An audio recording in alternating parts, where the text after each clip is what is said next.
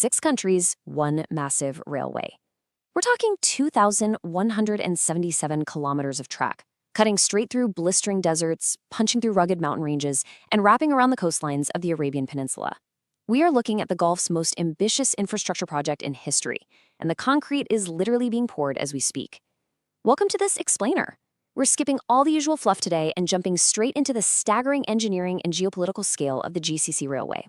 If you love seeing how these world-changing blueprints actually become reality, you are in exactly the right place. So let's dive right in with a number that's honestly a little hard to wrap your head around. $250 billion. I mean, to put that $250 billion into perspective, you could find the entire Apollo space program that put a man on the moon, adjust it for modern inflation, and still have tens of billions of dollars left over. That's what is being spent right now to create a single, unified railway network designed to snake across 6 entirely different sovereign nations, connecting Saudi Arabia, the UAE, Oman, Qatar, Kuwait, and Bahrain with a continuous thread of steel. Well, it's not just an infrastructure upgrade. It's a massive, real-time attempt to seamlessly integrate the logistics, the economies, and the borders of this entire region. And here's the crazy part. We have officially crossed the halfway mark. In May 2026, the GCC Railways Authority Director General Mohammed Al-Shabarmi confirmed this monumental milestone. So this isn't just some glossy concept on a PDF anymore. 50% of this network is physically in the ground. Think about the sheer diplomatic miracle that requires, right?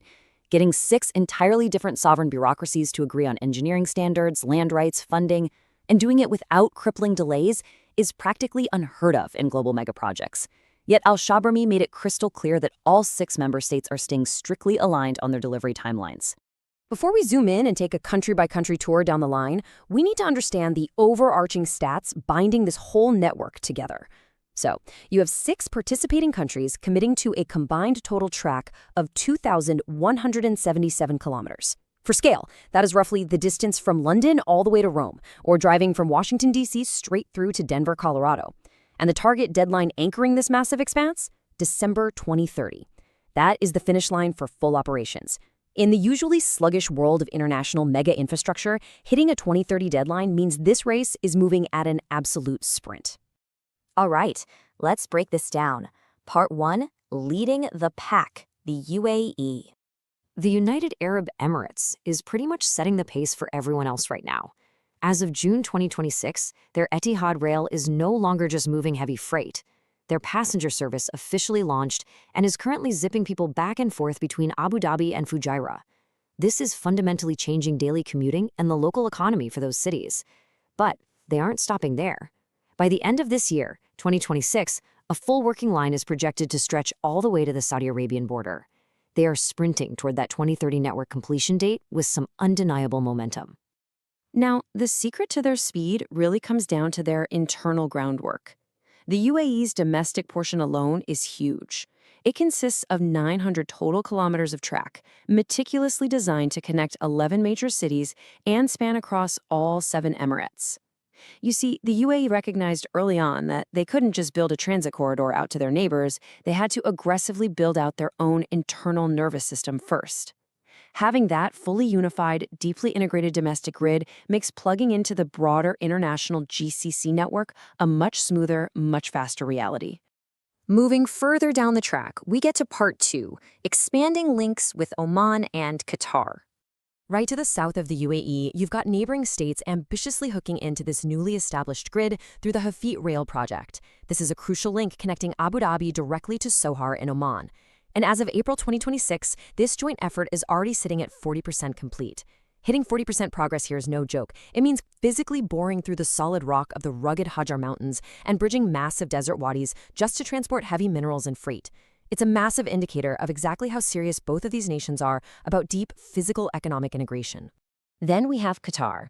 They formally signed on with a draft agreement to join the grid back in July 2025. And Qatar is bringing some truly unique engineering marvels to the table.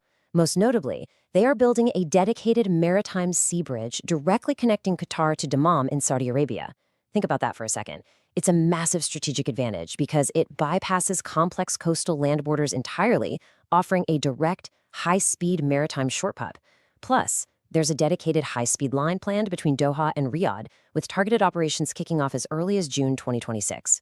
Which brings us to part 3, the final pieces, Saudi Arabia and Kuwait.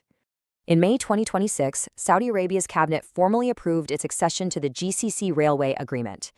This marks the single biggest procedural milestone of the entire project to date. And what's incredible here is the sheer volume they bring to the network. They're committing to build 663 kilometers of brand new track. But here's the kicker. That new track has to seamlessly integrate with over 2,600 kilometers of their already existing national rail system.